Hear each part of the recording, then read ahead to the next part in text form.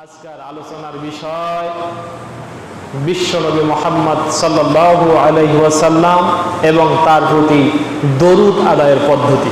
একটা মানুষ তার মেয়ে সন্তানকে মনে করত জীবনের জন্য লজ্জার বিষয়। কোন সমাজ ছিল সেটা? জীবন্ত সন্তানগুলোকে হত্যা করে ফেলত এবং সেটার বিপরীতে আবার আল্লাহর কাছে সওয়াব আশা করত। নাউযুবিল্লাহি মিন যালিক। এর চেয়ে আর কি উদাহরণ দিলে আপনারা বুঝবেন যে সেই সমাজে কোন পাপটি হয় নাই। যখন এই মানুষগুলো মনে হয় আসমানের দিকে বারবার মাথা তোলে,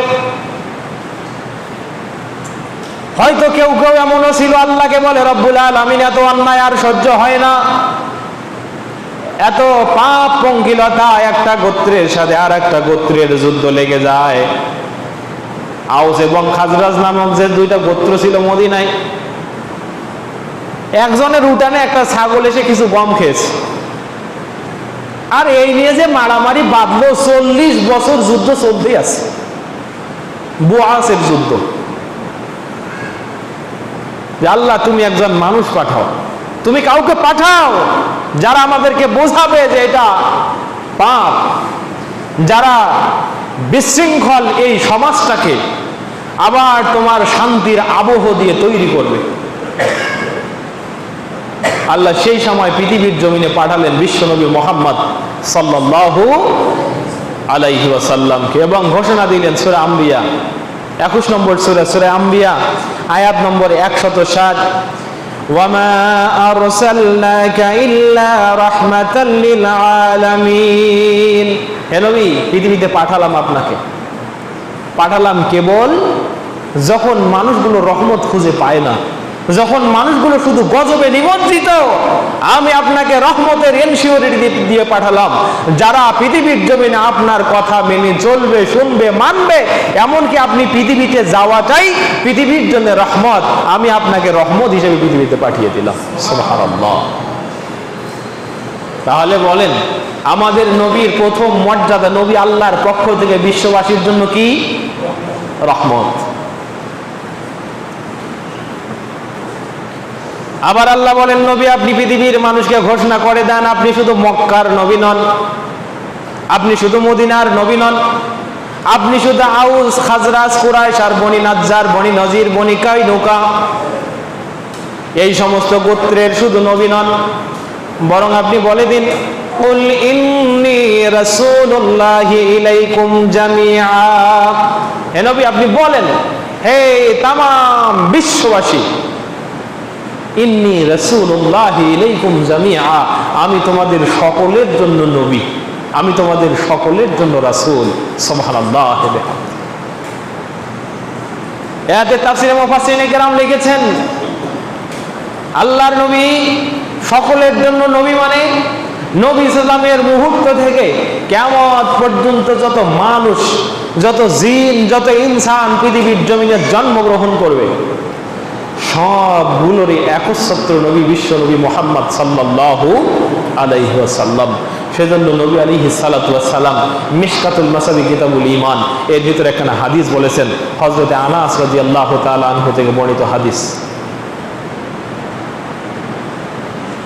শোনো, এই পৃথিবীর জমিনে ইহুদি হোক, খ্রিস্টান হোক অথবা অন্য যেই হোক, যে পৃথিবীর জমিনে জন্মগ্রহণ করবে এবং ওয়ালাম ইউমিন বিল্লাযী উরসিলতু বিহি ফামাতা ওয়ালাম ইউমিন বিল্লাযী উরসিলতু বিহি, জন্মগ্রহণ করার পরে পৃথিবীতে জীবন আচরণ করার পরে সে মারা গেল, কিন্তু আমি যে হেদায়াত, যে নবুয়ত পৃথিবীর জমিনে নিয়ে এসেছিলাম এটার প্রতি ঈমান আনে নাই, ফাহুয়া ফিন্নার, ও মানুষটি জাহান্নামে যাবে। কোথায় যাবে? জাহান্নামে যাবে। যদি কোনো ব্যক্তি কানে শুনে বিশ্বনবী মুহাম্মদ সাল্লাল্লাহু আলাইহি ওয়াসাল্লাম পৃথিবীতে এসেছিলেন, এই হলো তার মুজিজা কোরআন, আর এটার প্রতি ঈমান না এনে যদি মারা যায়, সে ইহুদি হোক, খ্রিস্টান হোক, বৌদ্ধ হোক, হিন্দু হোক, কিংবা মুসলিমের ঘরে জন্ম নেয়া মুসলমান হোক। আমি তো এই কথাই বললাম, মুসলমানের ঘরে জন্ম নেয়া মুসলমান। নামে মুসলিম কিন্তু ইসলামের পরিপূর্ণ রস তার ভিতরে নাই, সে ঈমান আনেনি আল্লাহ নবী মুহাম্মদ সাল্লাল্লাহু আলাইহি ওয়াসাল্লামের আনিত বিধানের উপরে। ইল্লা কানা মিন আসহাবিন নার, আল্লাহ নবী সাল্লাল্লাহু আলাইহি ওয়াসাল্লাম বলেছেন তার ঠিকানা হলো জাহান্নাম। সম্মানিত উপস্থিতি, তে নবী, তাহলে নবী হলেন বিশ্ববাসীর জন্য রহমত। আবার শুধু রহমতই না, ওই সময় থেকে নিয়ে কিয়ামত পর্যন্ত যত মানুষ আসবে সবগুলো মানুষের একছত্র নবী তিনি। আবার আল্লাহ রাব্বুল আলামিন সূরা আহজাবের 40 নম্বর আয়াতে বলছেন, মা কানা মুহাম্মাদুন আবা আহাদিন মির রিজালিকুম ওয়ালাকিন রাসূলুল্লাহি ওয়া খাতামান নাবিয়্যিন। শোনো শোনো, তোমাদের ভিতরে মুহাম্মদ সাল্লাল্লাহু আলাইহি সাল্লাম শুধু কোনো পুরুষের পিতা নন।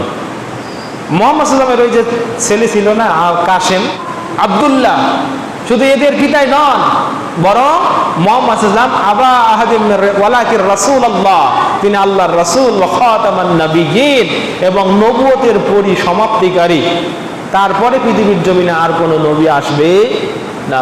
তাহলে মুহাম্মদ সাল্লাল্লাহু আলাইহি ওয়াসাল্লামের গুরুত্ব এই জায়গায় যে আল্লাহর নবীকে আল্লাহ তাআলা পৃথিবীতে পাঠানোর মাধ্যমে নবুয়ত খতম করে দিয়েছেন, আর কোনো মানুষ পৃথিবীতে নবী হিসাবে আসবে। আর ঠিক এই সূত্রের কারণে আমরা আহমদী মুসলিমদেরকে, কাদিয়ানীদেরকে কাফের বলি। কি কারণে কাদিয়ানীদেরকে কাফের বলি? তারা মনে করে যে মুহাম্মদ আরেকটি নাম হলো আহমদ, তো মুহাম্মদ ওই যুগের নবী আর এ যুগের নবী আমাদের গোলাম আহমদ কাদিয়ানী, নাউযুবিল্লাহি মিন জালিক। তারা গোলাম আহমদ কাদিয়ানীকে নবীর আসনে বসিয়েছে, অথচ আল্লাহ তাআলা মুহাম্মদ সাল্লাল্লাহু আলাইহি ওয়াসাল্লামের মাধ্যমে নবুয়তের পরিসমাপ্তি ঘটিয়েছেন। ঠিক একটা কথা অস্বীকার করার কারণে কাদিয়ানীদেরকে আমরা কাফের বলি। এবং আমরা স্ট্রং ভয়েসে বলতে চাই, বাংলাদেশ যেহেতু 95% সুন্নি মুসলিমের দেশ, এ দেশে কাদিয়ানীদেরকে কাফের ঘোষণা করতে হবে রাষ্ট্রীয়ভাবে, তারা কাফের। ঠিক একই সূত্রে আমরা শিয়াদেরকে কাফের বলি। ইরানের কথা আসলেই তো আমাদের ঈমান একেবারে জ্বলজ্বল করে জ্বলে ওঠে। শুধু একটি কথা জেনে রাখেন, মধ্যপ্রাচ্যের ইহুদি এবং ইরানের শিয়া দুটাই হলো বৈমাত্রেয় ভাই, তাদের বাপ এক। বলেন হুজুর এ কেমন কথা বললেন? অথবা সহোদর ভাইও বলতে পারেন, মধ্যপ্রাচ্যে ইসরায়েল যদি ক্যান্সার হয়, তাহলে এই ক্যান্সারের প্রাথমিক রূপ বিস্ফোরা, এটা ছিল ইরানের শিয়ারা।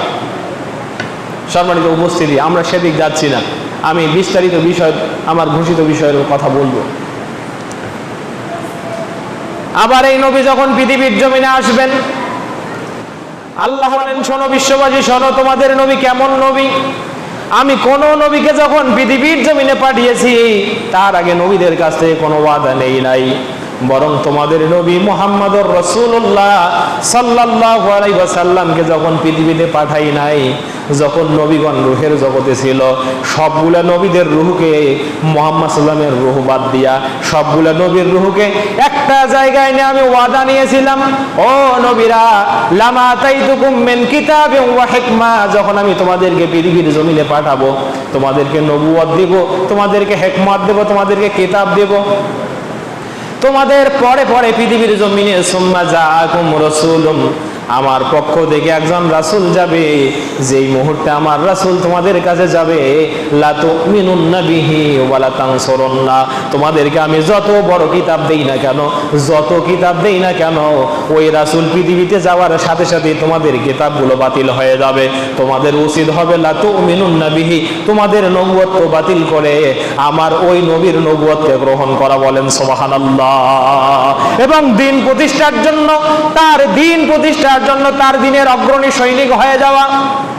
তাফসীরে ইবনে কাসিরের ভিতরে হযরত আব্দুল্লাহ বিন আব্বাস রাদিয়াল্লাহু তাআলা আনহু বলেন, এই ওয়াদাটা নিয়েছেন আল্লাহ তাআলা রূহের জগতে। শুধু রূহের জগতে নবীদের ওয়াদাই নেন নাই, বরং ওই ওয়াদার ভিতরে নবীদের যত উম্মত ছিল, ধরেন মুসার যত উম্মত, ঈসার যত উম্মত, এমনি ভাবে যত নবীর উম্মত ছিল সব উম্মতের রূহগুলো সেখানে উপস্থিত ছিল।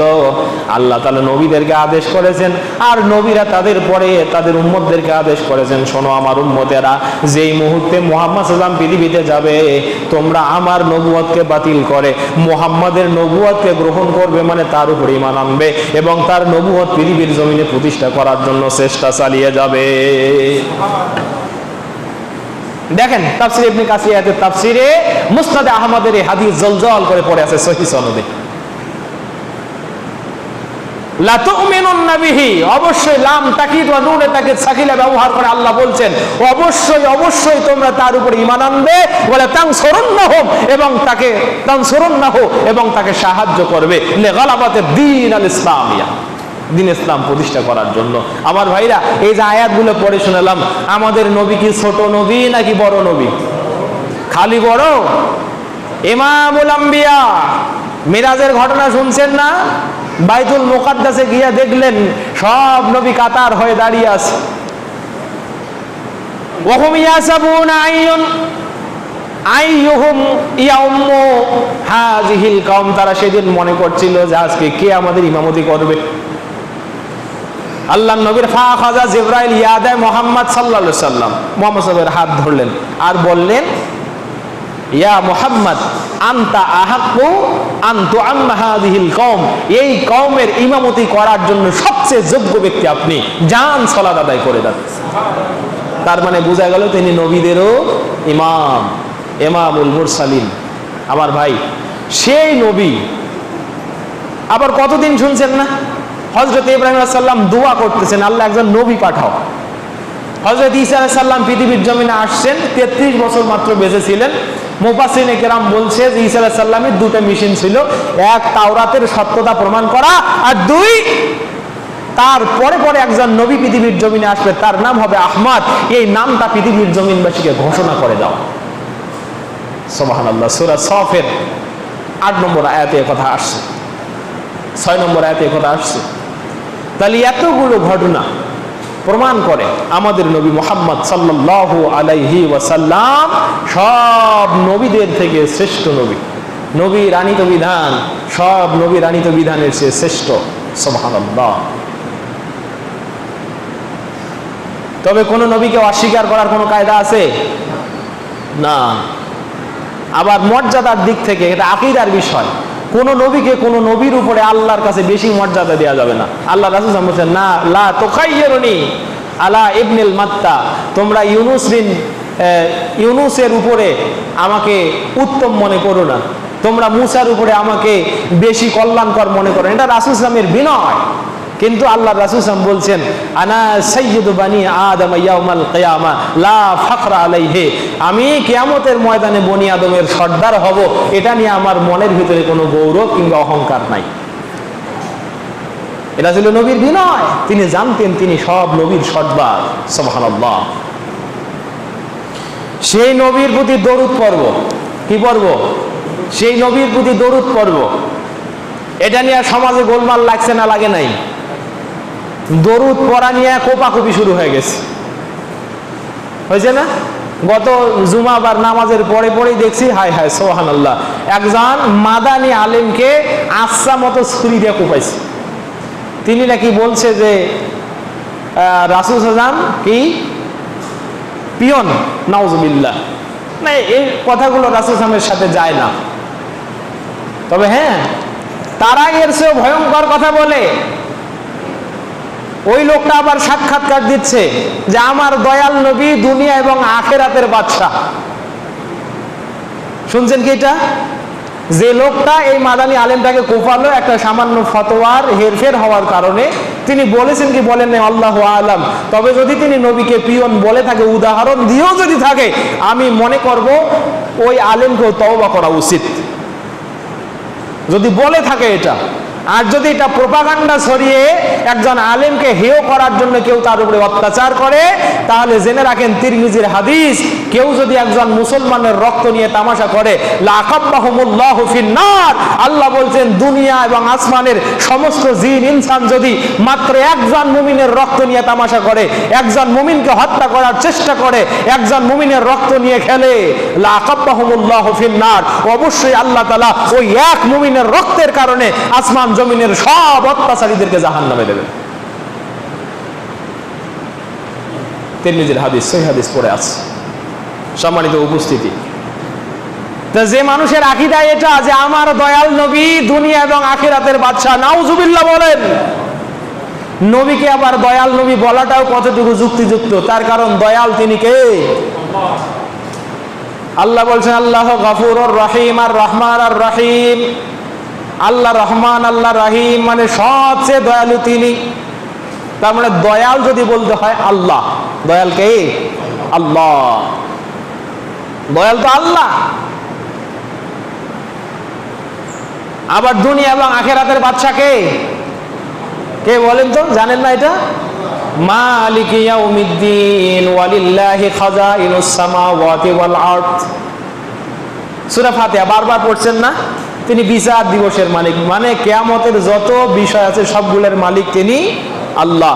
আবার আল্লাহ তাআলা সূরা আরাফে বলছেন ওয়ালিল্লাহি খাজাইনুস সামাওয়াতি ওয়াল আরদ, আসমান এবং জমিনের যত মালিকানা, যত ধন ভাণ্ডার, রৌপ্য ভাণ্ডার, যত সম্পদের মালিকানা সবগুলো একচ্ছত্র তার। তিনি কে? আল্লাহ। এ তো ওই কথার নামান্তর, আল্লাহর ধন রাসূলকে দিয়ে গেলেন আল্লাহ গায়েব হইয়া। সম্মানিত উপস্থিতি, এগুলা রাসূলের নামে অতিরঞ্জন। আবার রাসূলকে বেশি মহব্বত করার জন্য তারা বলে ইন্নাহু আলিমুল গায়েব, রাসূল নাকি গায়েব জানে। আছে না নাই? নাউযুবিল্লাহি মিন জালিক। আমার ভাইরা কয়টা বললো? আসেন, যে কথার জন্য বলছিলাম, আল্লাহ নবী মুহাম্মদ সাল্লাল্লাহু আলাইহি ওয়াসাল্লামের উপরে দরুদ পড়তে হয়। আল্লাহ তাআলা কোরআনে হাকিমে 33 নম্বর সূরা, সূরা আহজাব 56 নম্বর আয়াতে বলছেন ইন্নাল্লাহা ওয়া মালাইকাতাহু ইউসাল্লুনা আলান নবী ইয়া আইয়ুহাল্লাযীনা আমানু সাল্লু আলাইহি ওয়া সাল্লিমু তাসলিমা। আল্লাহ বলছেন শোনো, ইন্না মানে নিশ্চয়, আল্লাহ ওয়া মালাইকাতাহু আল্লাহ এবং তার ফেরেশতারা, ইউসাল্লুনা আলান নবী তার নবীর উপরে দরুদ পড়ে। নবীর উপরে কি পড়ে? আচ্ছা, সালাত মানে যদি দরুদ ধরি, এবার আসেন আল্লাহর সালাত, আমার অর্থ করা উচিত নবীর উপরে সালাত পড়ে। নবীর উপরে কি পড়ে? সালাত পড়ে। তো আল্লাহর সালাত কেমন? এই আয়াতটার তাফসিরে আমি দেখলাম, তাফসিরে ইবনে কাসিরে হযরত ইবনে আব্বাস রাদিয়াল্লাহু মুসনাদে আহমদের সহিহ সনদে হাদিস এনেছেন। আল্লামা ইবনে কাসির রাহমাহুল্লাহ ইবনে আব্বাস রাদিয়াল্লাহর বরাত দিয়ে ইবনে আব্বাস রাদিয়াল্লাহু বলছেন শোনো, ইন্না বানি ইসরাঈলা ক্বালু লিমূসা, বনি ইসরাইলের মানুষেরা একদিন মুসাকে এসে বলছে, হে মুসা আলাইহিস সালাতু ওয়াস সালাম, হে মুসা নবী শোনেন, আইয়ুসাল্লি রাব্বুকা, আপনার রব কি সালাত আদায় করে? আমরা সালাত আদায় করি না? যে কাইফিয়াতি সালাত নবীর প্রতি আমরা দরুদ পড়ি সেটাও সালাত, যেটাই হোক। বনি ইসরাইলের মানুষেরা মুসা আলাইহিস সালামকে এসে বলছে, হে মুসা আইয়ুসাল্লি রাব্বুক, তোমার রব কি সালাত আদায় করে? আপনারা কি মনে করেন? জানেন আল্লাহ সালাত আদায় করে না নাই? শোনেন, দেখেন আল্লাহ কেমনে সালাত আদায় করে। ফানাদাহু রাব্বুহু ইয়া মুসা, এই কথা শোনার পরে আল্লাহ ডাকছেন, মুসা শোনো, মুসা সালুকা হাল ইউসাল্লি রাব্বুকা, তারা তোমাকে প্রশ্ন করেছে যে তোমার রব সালাত আদায় করে কিনা, তুমি জবাব দিয়ে দাও। ফাকুল নাম, তুমি বলো হ্যাঁ আমার রব সালাত আদায় করে। তবে আমার রবের সালাতের পদ্ধতিটা হলো ইন্নামা উসাল্লি আনা ওয়া মালাইকাতি আলাল আমবিয়াই ওয়া রাসূলি, তুমি বলে দাও আমি শুধু নই, আমার ফেরেশতা সহ আমরা সালাত আদায় করি। কাদের উপরে? আমার নবী এবং রাসূলদের উপরে। বলেন আল্লাহু আকবার। আমি এবং আমার ফেরেশতাগণ কার উপরে সালাত আদায় করি? নবী এবং রাসূলদের উপরে। এখানে আম্বিয়া এবং রসুল এসেছে হাদিসের ভিতরে, তার মানে সমস্ত নবীর উপরে আল্লাহ সালাত দিয়েছেন, সালাত আদায় করেছেন। সমস্ত নবীর উপরে ফেরেশতাগণ সালাত আদায় করেছেন। সমস্ত রাসূলের উপরে আল্লাহ সালাত আদায় করেছেন। সমস্ত নবীর উপরে, সমস্ত রাসূলের উপরে ফেরেশতারাও সালাত আদায় করেছেন। এবার যদি প্রশ্ন করেন যে আপনি এখনো বললেন আল্লাহ সালাত আদায় করে নবীর উপরে, ফেরেশতাও সালাত আদায় করে নবীর উপরে, তো কেমনে সালাত আদায় করে সেটা বলেন। সেটা যদি আমি আমার কথা দিয়ে বলি সেটা ঠিক হবে, নাকি সাহাবীদের যুগ থেকে প্রমাণিত সালাফদের কথা থেকে যদি বলি তাহলে সেটা ঠিক হবে? কোনটা ঠিক হবে বলেন? আমার কথা নাকি তাদের কথা? সাহাবীদের যুগ থেকে যে কথা প্রমাণিত সেই কথা বলছি। দেখেন স্পষ্ট তাফসীর ইবনে কাসিরে পড়ে আছে, হযরত ইবনে আব্বাস রাদিয়াল্লাহু বরাতে ইমাম বুখারী রাহমাহুল্লাহ আনছেন, ক্বালা আবুল আলী, আবুল আলী একজন তাবিঈ মুফাসসির। কোন মুফাসসির? সাহাবী নন, সাহাবীদের অনুগামী তাবিঈ, তাবিঈ মুফাসসির আবুল আলিয়া। তিনি বলছেন সালাতুল্লাহি সানাউহু আলাইহি ইনদাল মালায়েকা, আল্লাহর সালাত নবীর উপরে মানে নবীর গুণ কীর্তন ফেরেশতার সামনে বর্ণনা করা। বলেন সুবহানাল্লাহ। ফেরেশতার সামনে নবীর প্রশংসা বর্ণনা করা, এটা কার সালাত? আল্লাহর সালাত। আল্লাহ ফেরেশতাদেরকে নিয়ে বলে, এই ফেরেশতা, তোমরা জানো মুহাম্মদকে আমার প্রিয় নবী, তোমরা জানো মুসাকে ইন্নী ওয়া হুয়া কালিমাতি, সে আমার কথা, এটা গুণ নয়? এভাবে হয়তো আল্লাহু আলাম। তবে যেটা এসেছে আবুল আলিয়া মুহাদ্দিস মুফাসসির তাবিঈ মুফাসসির, তিনি বলছেন আল্লাহ ফেরেশতাদের কাছে নবীর গুণ বর্ণনা করেন, এটা হলো আল্লাহর সালাত নবীদের প্রতি।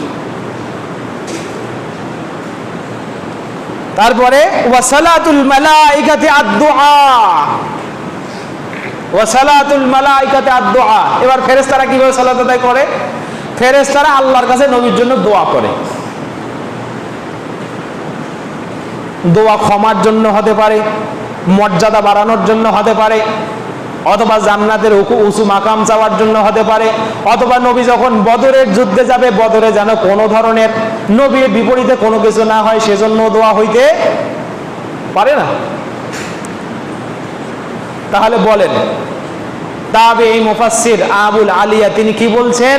আল্লাহর দরুদ হলো ফেরেশতাদের কাছে নবীর গুণ বর্ণনা করা, আর ফেরেশতাদের দরুদ হলো আল্লাহর কাছে নবীর জন্য ফেরেশতারা দোয়া করে। কথা বুঝেছেন? এখন যদি কেউ কয় এই নবীর প্রতি দরুদ পড়ো না, মানে ইন্নাল্লাহা ওয়া মালাইকাতাহু ইউসাল্লুনা আলান নবী, এই যে দেখো আল্লাহ এবং ফেরেশতা নবীর প্রতি দরুদ পড়েছে, তার মানে আমরাও যেমন লাফাই ঝাপাই, আমরাও যেমন বিভিন্ন গুণ কীর্তন গুণ গান গাই, তো আল্লাহও তেমন ওই রকম লাফায় ঝাপায় দাঁড়িয়ে নবীর প্রতি দরুদ পড়ে। নাউযুবিল্লাহি মিন যালিক। এবার আসেন, তারপরে আরো একটি কথা এসেছে, ওয়াকালা ইবনে আব্বাস রাহমাহুল্লাহ ইউসাল্লুন আই ইউবাররিকুন, আল্লাহ এবং ফেরেশতা নবীর প্রতি দরুদ পড়ে মানে ফেরেশতারা নবীর জন্য আল্লাহর কাছে বরকতের দোয়া করে, আর আল্লাহ সেই বরকত নাজিল করে। ভাই একটাও বানিয়ে বলছি না, তাফসীর ইবনে কাসির আসছে। আমার কথা বলছি, আব্দুল্লাহ বিন আব্বাস বলছে, আব্দুল্লাহ বিন আব্বাসের পরে তাবিঈ মুফাসসির আবুল আলিয়া ওনারা বলছেন। আচ্ছা বলেন ভাই, আজকে থেকে 1400 বছর আগের কারো কথা দ্বীনি শরীয়ত হিসেবে গ্রহণযোগ্য হবে? তারা কোরআন যেভাবে বুঝেছে সেইভাবে কোরআন বুঝতে হবে, নাকি এখন এই ঝঞ্ঝা বিক্ষিপ্ত ফিতনার এই যুগে যে যার মতো কোরআনকে বানিয়ে নিয়েছে, যে যার মতো কোরআনের তাফসীর করেছে, যে যার মতো নিজের দলকে বাঁচানোর জন্য কোরআনের আয়াতের রেফারেন্স টানছে, আমি তাদের কথায় দিন মানবো নাকি তাদের কথায় দিন মানবো? কার কথায় দিন মানা উচিত? এই জন্য তো বলি আমরা সালাফি কেন? আমাদের রুট আছে, we have an fundamental basis, আমাদের একটা মৌলিক বেজ আছে, সেই বেজের উপরে দাঁড়িয়ে আমরা কথা বলি, সেই বেজ থেকে আমরা কথা বলি, আর কারো বেজ নাই। এই কথাগুলো প্রমাণ করে বর্তমান সময়ে দরুদের যে সিস্টেম আছে, এই সিস্টেম সালাসা কুরুনের কোনো কিতাব থেকে সাবেত করা নয়, বরং এই সিস্টেম আসরুল হাদিসা, বর্তমান সময়ের এই মাজার পূজারী, ভণ্ড কবর পূজারী অথবা ক্ষীর পূজারী, কোরমা পূজারী, এদের বানানো কিছু কিতাবে আছে, এবং তারা 600 হিজরির পরের এই কিতাবগুলো সামনে নিয়ে আসে, দেখো আমার বাবা হুজুর কি বলছে। আমি বলি তোমাদের বাবা হুজুরের কিতাব দিয়া দরুদ প্রমাণ করলে হবে না, তোমার যদি সাহস থাকে আবুল আলিয়ার মতো মুফাসসির তোমাদের পক্ষে একটা কথা বলেছেন সেটা নিয়ে আসো। কথা বোঝেন নাই? তাদের দরুদের সিস্টেম কি? দাঁড়াও, লাফাও, দাঁড়াও, বলো ইয়া নবী সালামুন আলাইকা,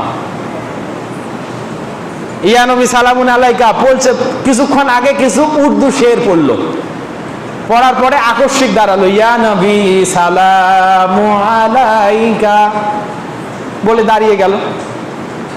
বললাম কেন দাঁড়ালেন? যে এই মুহূর্তে দেখতে পাচ্ছি আমার নবী সামনে আসছে। নাউজুবিল্লাহ। কোন দেখতে চান? নেটে ঢুকে সার্চ দিবেন, সার্সিনা দরবার শরীফে, ফুরফুরা দরবার শরীফে আল্লাহ নবী এসে নাকি জায়গাটা দেখাই দিয়ে গেছিল যে এইখানে তুমি একটা ঘর বানাবা, ওইটা হবে তোমার ফুরফুরা কি বলে দরবার। সে দেখছে যে আল্লাহ নবী আয়েশা তাকে দেখাই দিয়ে গেছে, এই জন্য তারা মনে করে যে আল্লাহ নবী আয়েশা দেখাই দিয়ে গেছে, ওদের বাবা হুজুর বলে গেছে, এটা বিশ্বাস করে। আজও তারা ওই জায়গায় গিয়ে দাঁড়িয়ে কিয়াম করে, মনে করে এখনো নবী ওখানে দাঁড়িয়েই আছে। অথচ যে হাদিসটা তেলাওয়াত করছি না আজকে, তিরমিজির সহিহ হাদিস, এছাড়াও যে এই আয়াতের তাফসিরে ইমাম ইবনে কাসির রাহমাহুল্লাহ কয়েকটি হাদিস নিয়ে আসেন, যার মধ্যে একটা হাদিস এরকম, হযরত আব্দুল্লাহ বিন মাসউদ রাদিয়াল্লাহু তাআলা আনহু বলছেন যে ক্বালা রাসূলুল্লাহ সাল্লাল্লাহু আলাইহি ওয়াসাল্লাম ইন্না লিল্লাহি মালাইকাতুন সাইয়্যাহিনা ফিল আরদ, আল্লাহর কাছে কিছু ফেরেশতা আছে, আল্লাহর কিছু নির্ধারিত ফেরেশতা আছে, সাইয়্যাহিনা ফিল আরদ, তারা পৃথিবীর জমিনে শুধু দৌড়াতেই থাকে, পরিভ্রমণ করতেই থাকে। তাদের কাজ কি? তুবাল্লিগুনি মিন উম্মাতিস সালামা, তারা আমার কাছে আমার উম্মতের পক্ষ থেকে সালাম পৌঁছায় দেয়। বলেন সুবহানাল্লাহ। আচ্ছা, নবী যদি হাজিরে হয় তোমাদের দরুদে, তা ফেরেশতার দরকার কেন? নবী নিজে সালাম নিয়ে যায় না? তোমরা কদ্দুর বাপের বেটায় হাদিসে দেখবে, হাত দিয়ে দেখেন, তোমাদের পক্ষে একটা হাদিস বানান। আল্লাহ নবী বলছেন সল্লু আলাইয়া, তোমরা আমার প্রতি সালাত আদায় করো, কাসীরা, বেশি বেশি করে। ফাইন্না সালাতুকুম মুহরিজাতুন আলাইয়া, কেননা তোমাদের সালাতগুলোকে, তোমাদের সালামগুলোকে আমার কাছে পেশ করা হয়, পেশ করা হয় বাই সামওয়ান।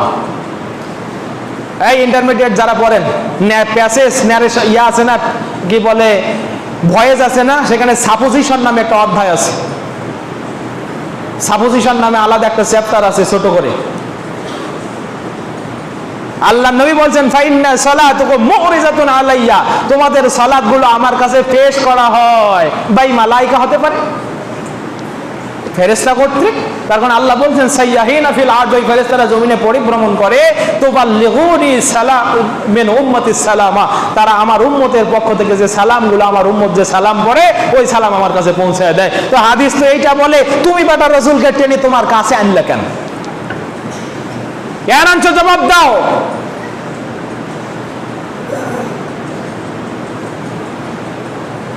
মুসলমান তো সহজ সরল, যদি লাঠি বের করতে পারতো সবগুলোর ইসলামী ঠান্ডা হয়ে যেত।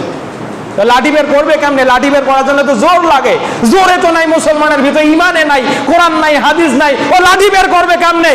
তাই যে বাবা যে থাসা মিশিয়ে খাওয়ায়, ওই সাতায় খায় আর আল্লাহ জিকির করে।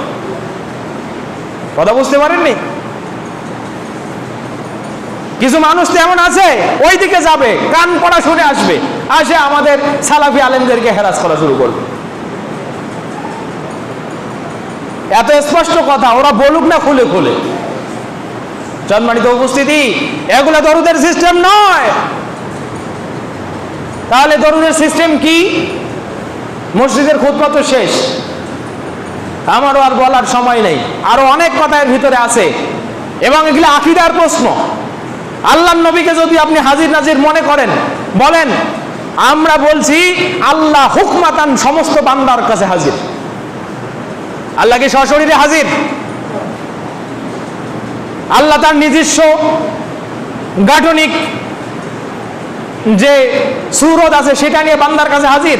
আল্লাহ হুকমাতান হাজির, আল্লাহ সিস্টেম দিয়ে দিয়েছেন, এই সিস্টেমে চলবি, জান্নাতে যাবি, চলবি না তো জাহান্নাম তোর জন্য অপেক্ষা করছে। এখন এই কথা নিয়ে সমাজে টানাটানি হয়ে যায়, আপনি আল্লাহর সুরতের কথা বললেন, হ্যাঁ আমি আল্লাহর সুরতের কথা বললাম, তবে ইন্নী লা আ'লামু কাইফা হুয়া, আমি জানি না তার সুরত কেমন, এটাও তোমাদের জেনে রাখা উচিত। সম্মানিত উপস্থিতি, তো আল্লাহকে তুমি হাজির নাজির বলো, নবীকেও হাজির নাজির বলো, নবী যে মারা গেছে এটা তুমি বিশ্বাসই করো না। সূরা জুমার 29-39 নম্বর সূরা, দেখেন তো আপনি আয়াতটা বোঝেন কিনা। 39 নম্বর সূরা 30 নম্বর আয়াত, আল্লাহ বলছেন ইন্নাকা মাইয়াতুন ওয়া হুম মাইয়াতুন, হে নবী আপনি মরবেন তারাও মরণশীল, আপনিও মরণশীল তারাও মরণশীল। আল্লাযীনা ইউকাযযিবুনাকা মিনাল ইয়াহুদ ওয়ান নাসারা আই মিনাল কুফফারিল আরব, আরবের যে কাফেররা, ইহুদি খ্রিস্টানেরা আপনাকে নবী বলে অস্বীকার করে, আপনি জেনে রাখেন আপনিও মরবেন তারাও মরবে। এরপরে তোমার রবের কাছে তোমাদের সবগুলো কথা নিয়ে চুলচেরা বিশ্লেষণ হওয়া সাপেক্ষে বিচার হবে। সুবহানাল্লাহ বলেন না। এই আয়াতটা নতুন ভাবে সাহাবীদের কাছে স্পষ্ট করছে হযরত আবু বকর রাদিয়াল্লাহু তাআলা আনহু, যেই দিন আল্লাহর নবী সাল্লাল্লাহু আলাইহি ওয়াসাল্লাম ওয়াফাত গ্রহণ করেছেন। শোনেন, যেদিন আল্লাহর নবী সাল্লাল্লাহু আলাইহি ওয়াসাল্লাম ওয়াফাত গ্রহণ করেছেন, আবু বকর রাদিয়াল্লাহু ওই বহু দূর থেকে আসতেছেন, এসে দেখলেন সব সাহাবীরা আল্লাহর নবীর উঠানে দাঁড়িয়ে আছে মসজিদে নববীর সামনে। ওমর রাদিয়াল্লাহু নাঙ্গা তরবারি হাতে নিয়েছে, বের করে তরবারি নিয়েছে। ওমরের হাতে তরবারি মানে মারাত্মক কিছু। বলছে এই যারা বলবি আমার নবী মারা গেছে ওর কল্লা রাখবো না। বলেন তো, ওমরের মতো সাহাবী রাসূলকে এত বেশি ভালোবাসেন, বলছে যারা বলবি আমার নবী মারা গেছে তোর কল্লা তোর দেহে রাখবো না, আমার নবী ঘুমিয়ে আছে অথবা আল্লাহর সাথে সাক্ষাতে গেছে, ফিরে আসবেন। হযরত আবু বকর রাদিয়াল্লাহু ওমরকে সরায় দিয়া ঘরের ভিতরে গেলেন, আয়েশা রাদিয়াল্লাহর ঘরে। আল্লাহর রাসূল সাল্লাল্লাহু আলাইহি ওয়াসাল্লামকে দেখলেন, তিনি তার ওই ইয়ামানি চাদর দিয়ে তার শরীরটা ঢেকে দেওয়া আছে, চাদর সরালেন। ফাকাব্বালাহু, তার মুখে অথবা কপালে তিনি চুম্বন করলেন। করার পরে বাইরে এসে বললেন, এই শোনো, আল্লাহর নবী মারা গেছেন, তোমরাও মরবা, জেনে রাখো আল্লাহর কসম করে বলছি, তোমরা যারা মুহাম্মদ আল্লাহর ইবাদত করো তারা জেনে রাখো আল্লাহ তার নবী মুহাম্মদ সাল্লাল্লাহু আলাইহি ওয়াসাল্লামকে ওয়াফাত দিয়েছেন, তিনি পৃথিবী থেকে চলে গেছেন। আর যারা তোমরা মুহাম্মাদের ইবাদত করো তাদের নবীকে তোমরা কিভাবে বিশ্বাস করবে সেটা তোমাদের ব্যাপার। বলেন ইবাদত কার জন্যে? আল্লাহর জন্যে। তখন ওমর রাদিয়াল্লাহু বলছে, এই কথা বলার পরে তিনি সূরা আলে ইমরানের 34 নম্বর আয়াত তেলাওয়াত করলেন। সেটা কি? মা কানা মুহাম্মদ ইল্লা রাসূলুন ক্বাদ খালাত মিন ক্বাবলিহির রাসূল ইলা আখিরিল আয়াত। এই আয়াত তেলাওয়াত করলেন যে মুহাম্মদ তো একজন রাসূল, তার পূর্বে অনেক রাসূল এসে গেছে। যদি মুহাম্মদ উহুদের প্রান্তরে মারা যায়, শহীদ হয়ে যায়, তোমরা কি পৃষ্ঠদেশ প্রদর্শন করবা? তাতে আল্লাহর কিছুই ক্ষতি হবে না। এই আয়াতের অর্থ এরকম। তখন ওমর রাদিয়াল্লাহু বলছে, আমি তো একেবারে বসে গেলাম, এতদিন আমি এই আয়াতটা এইভাবে বুঝি নাই যে আমাদের নবী মুহাম্মদ সাল্লাল্লাহু আলাইহি ওয়াসাল্লাম পৃথিবী থেকে চলে যাইতে পারে। ওমর রাদিয়াল্লাহু শান্ত হয়ে গেলেন। সম্মানিত ভাইরা, তো সাহাবী বুঝলো রাসূল মারা গেছে, আর এ যুগের ফাত্তান দাজ্জালেরা বুঝলো রাসূল মরে নাই। কথা বুঝতে পেরেছেন? আরে আবু বকর বলছে যে তোমরা যারা আল্লাহর ইবাদত করো তারা জেনে রাখো আল্লাহ তার নবীকে তুলে নিয়ে গেছেন, আল্লাহ তার নবীকে ওয়াফাত দিয়েছেন। আর এ যুগের ফাত্তানরা বুঝলো এখনো নবী মরে নাই, আমাদেরকে গালি দেয়, তোদের নবী মরা নবী কিছুই করতে পারবে না, আর আমাদের নবী এখনো জ্যান্ত নবী, আমরা যা চাইবো তাই হবে। ওই জন্য তারা হাদিস ছড়ায়।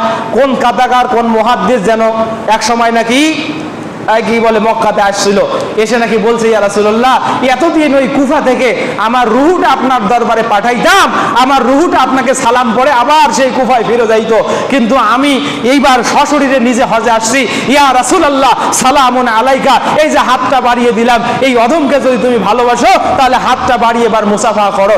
ওই সময় নাকি 1 লক্ষ হাজি সেই সময়ের সাক্ষী, সে তখন নাকি নবী হাত বাড়ায় দিয়া তার সাথে মুসাফা করছে। এই কথা শোনার আগে সুন্নাহপন্থী আলেমরা মরে নাই কেন? এই আপনারা বিশ্বাস করেন নবী হাত বের করে দিয়া তার সাথে মুসাফা করছে? দাজ্জালেরা ধর্মচোর কোথাকার, আল্লাহর নবী তোমার সাথে মুসাফা করে? আল্লাহ নবী বলছে তুমি দরুদ পড়ো, তোমার দরুদ আমার কাছে আসবে। কার মাধ্যমে? ফেরেশতার মাধ্যমে। ফেরেশতা নিয়ে এসে আমার কাছে দরুদ পেশ করবে, ইয়া রাসূলুল্লাহ আপনার অমুক উম্মত আপনার প্রতি দরুদ পড়েছেন। সুবহানাল্লাহ। সম্মানিত উপস্থিতি, এক বাক্যে বলি, এবার আসেন রাসূলের প্রতি দরুদ পড়বেন কিভাবে। দেখেন তো সহিহুল বুখারীতে কিতাবুত তাফসীর, এই আয়াতের তাফসীরে কাব বিন উজরার পক্ষ থেকে একটা হাদিস এসেছে। তিনি বলছেন, ইয়া রাসূলুল্লাহ আপনি কদ আলিমনা কাইফা সালামু আলাইকা, আপনি তো আমাদেরকে তাশাহুদ শিখিয়েছেন। ওই যে আমরা ওখানে বলি না আসসালামু আলাইকা আইয়ুহান নবী, পড়ি না? আমরা তো জানি কেমনে আপনাকে সালাম দিতে হয়। আল্লিমনা কাইফা সালাতু আলাইকা, আপনি বলেন যে আমরা কিভাবে আপনার প্রতি দরুদ পড়ব, কিভাবে সালাত আদায় করব। আল্লাহর নবী বলেন কুলু, তোমরা বলো আল্লাহুম্মা সাল্লি আলা মুহাম্মদ ওয়া আলা আলি মুহাম্মদ কামা সাল্লাইতা আলা আলি ইব্রাহিম ইন্নাকা হামিদুম মাজিদ আল্লাহুম্মা বারিক আলা মুহাম্মদ ওয়া আলা আলি মুহাম্মদ কামা বারাকতা আলা আলি ইব্রাহিম ইন্নাকা হামিদুম মাজিদ। এই পর্যন্ত তাফসীর সহিহ বুখারীর ভিতরে আসছে। এভাবে পড়ো। এটা তাদের কাছে দরুদ মনে হয় না। এটা এখন আবার যুক্তি দিছে কি, এটা সালাতের ভিতরেই শুধু। আচ্ছা সালাতের ভিতরে কি দরুদ পড়বে, এইরকম প্রশ্ন সাহাবী করছে নাকি সাহাবী বলছে ইয়া রাসূলুল্লাহ আল্লিমনা কাইফা সালাতু আলাইকা, আমরা কিভাবে আপনার প্রতি দরুদ আদায় করব আপনি সেটা বলেন। প্রশ্নটা কি? নাকি বলছে যে আমরা কিভাবে সালাতে আপনার প্রতি দরুদ পড়ব সেটা বলেন। প্রশ্ন তো সোজা সাপটা, কেমনে দরুদ পড়বো? আল্লাহ নবী বলছেন এমনে এমনে পড়ো। তুমি বলো হে আল্লাহ তুমি মুহাম্মদ সাল্লাল্লাহু আলাইহি ওয়াসাল্লাম এবং তার পরিবারের উপরে কি বলে রহম করো, যেমন ভাবে ইব্রাহিমের বংশের উপরে রহম করেছিল। আল্লাহ তুমি মুহাম্মদ সাল্লাল্লাহু আলাইহি ওয়াসাল্লাম এবং তার পরিবারের উপরে বরকত দান করো, যেমনই ভাবে ইব্রাহিমের পরিবারের উপরে তুমি বরকত দান করেছো। আল্লাহ তুমি তো প্রশংসিত। এবার যদি প্রশ্ন করেন হুজুর এত বড় দরুদ তো আমরা সবসময় সালাতে পড়ি, তো আপনি যে হাদিস শুনেছেন যে মান সাল্লা আলাইয়া সালাতান ওয়াহিদা সাল্লাল্লাহু আলাইহি আশারা ওয়া মাহা আনহু আশরা খাতিয়া ওয়া রুফিআ লাহু আশরা দারাজা। আবু দাউদ তিরমিজির হাদিস। কোন ব্যক্তি যদি আল্লাহর নবীর নাম শোনে মুহাম্মদ, তাহলে সে কি পড়বে? সাল্লাল্লাহু আলাইহি ওয়াসাল্লাম। তাহলে এই একবার দরুদ পড়ার কারণে আল্লাহ ওই ব্যক্তিকে ইমিডিয়েট 3টা পুরস্কার দিবে। এক, ওই ব্যক্তির ঈমানের যে দরজায় সে আছে 10 গুণ মর্যাদা তার আল্লাহ বাড়িয়ে দেবেন। 2, তাকে 10 গুণ সওয়াব দান করবেন। 3, তার জীবন থেকে 10টা গুনাহ ঝরিয়ে দেবেন। সুবহানাল্লাহ বিহামদিহি। আরো অনেক হাদিস দরুদের ফজিলতে আছে আমার ভাইরা। একবার দরুদ পড়লে আরেকটা হাদিসে আছে ওয়া আতাহু মিসলাহু, এবং তাকে অনুরূপ আরো 10 গুণ দেয়া হবে। 10 গুণ আল্লাহ নগদ দিবে, আল্লাহ খুশি হলে আরো 10 গুণ করে বাড়াবে। তার মানে 20 গুণ মর্যাদা বাড়বে, 20টা গুনাহ ঝরে যাবে, 20টা নেকি তার আমলনামায় জমা হবে। মুসনাদে আহমদের হাদিস। সম্মানিত ভাইয়েরা, তো এবার দেখেন আমি এই ক্ষেত্রে আপনাকে একটা কৌল শোনাই, যেটা বলেছেন ইমাম নববী রাহমাহুল্লাহ। ইমাম নববী রাহমাহুল্লাহ তিনি তার একটা কৌল বলেছেন এভাবে, ইজা সাল্লা আলান নবী ফালইয়াজমা বাইনা সালাতি ওয়াত তাসলিম। কোন মানুষ যদি নবীর প্রতি দরুদ আদায় করে সে যেন একই সাথে বলে, একই সাথে নবীর প্রতি সালাতও আদায় করে আবার সালামও দেয়। কেননা এককভাবে সালাম দেওয়া, যে সালাত আসসালাতু আলান নবী এইটা বলা, অথবা আসসালামু আলান নবী এইটা বলা, এককভাবে সালাত দেওয়া কিংবা এককভাবে সালাম দেওয়া নিষেধ। তার কারণ কোরআনের দলিল হলো ইয়া আইয়ুহাল্লাযীনা আমানু সাল্লু আলাইহি ওয়া সাল্লিমু তাসলিমা। হে ঈমানদারেরা তোমরা নবীকে সালাম দাও, সালাত আদায় করো, নবীর জন্য দরুদ পড়ো এবং বিনীতভাবে সালাম দাও। এটা হলো বিধান। তো তিনি বলছেন ফাল আউলা আই ইয়াকুলা, এই কথা বলা অগ্রাধিকার যোগ্য, অগ্রগণ্য যে কি সেটা সাল্লাল্লাহু আলাইহি ওয়া সাল্লামা তাসলিমা। আপনি পড়েন সাল্লাল্লাহু আলাইহি, আল্লাহ তার প্রতি রহম করুন, ওয়া সাল্লামা এবং তাকে শান্তি দান করুন। তাহলে আমরা যেটা বলি নাম শোনার পরে সাল্লাল্লাহু আলাইহি ওয়া সাল্লামা, এটার প্রেক্ষাপটে একজন ইমামের কওল আমরা পাইলাম না? একজন পরিধানযোগ্য ইমাম, ইমাম আন-নবভী রাহমাহুল্লাহ, যার ব্যাপারে ওলামায়ে আহলে সুন্নাতের সব ইমাম একমত যে তিনিও জামানার একজন মুজাদ্দিদ, তিনি ইমাম ছিলেন। এবং এ ব্যাপারে উম্মতের ইজমা আছে সাল্লাল্লাহু আলাইহি ওয়াসাল্লাম। এটা হলো সংক্ষিপ্ত দরুদ, যেহেতু আল্লাহ তাআলা রুট দিয়েছেন কোরআনে হাকিমের ভিতরে, এটা পড়া যায়। আপনি নাম শোনার পরে পরে এটা পড়বেন, এবং ব্রড দরুদ যদি পড়তে চান এটা পড়বেন। অথবা আরেকটি দরুদ সহিহুল বুখারীর ভিতরে এসেছে, এবং দরুদ শুধু নবীর উপরে যে পড়তে হবে, নবীর জন্যই খাস এমনটা নয়, দরুদ যে কোনো মানুষের জন্য পড়া যায়। যে কোনো মানুষের জন্য আল্লাহর পক্ষ থেকে রহমত চাওয়া যায়, আল্লাহর পক্ষ থেকে বরকত চাওয়া যায়।